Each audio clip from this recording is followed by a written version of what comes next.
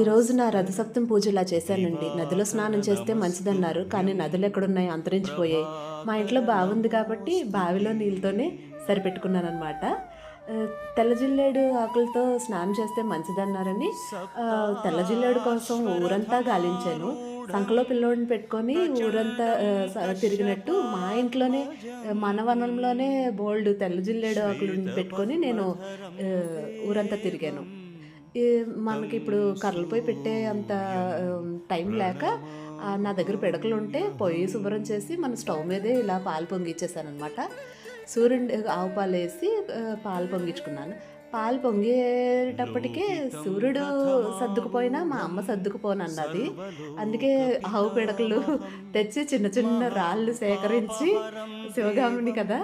పుల్లలు ఎత్తుకున్నట్టు మా అమ్మ ఆ రాళ్ళని అవి పుల్లల్ని అన్నీ రెడీ చేసి ఇలాగా కొంచెం దీని మీద పరవన్నం వండింది. ఇలాగా రథాన్ని తయారు చేసి చిక్కుడు గింజలతో స్వామికి మాల చేసి ఇలాగా నేను స్వామి పటానికి వేశాననమాట. ఇగోండి చూడండి. తర్వాత జిల్లేడు ఆకుల మీద గోధుమలేసి ఎర్రొత్తులతో దీపం పెట్టుకున్నాను. నువ్వుల నూనె వేసి దీపం పెట్టుకున్నాను. చూడండి ఇలా నేను ఈరోజైతే పూజ చేసుకొని లాస్ట్‌లో ఆదిత్య హృదయం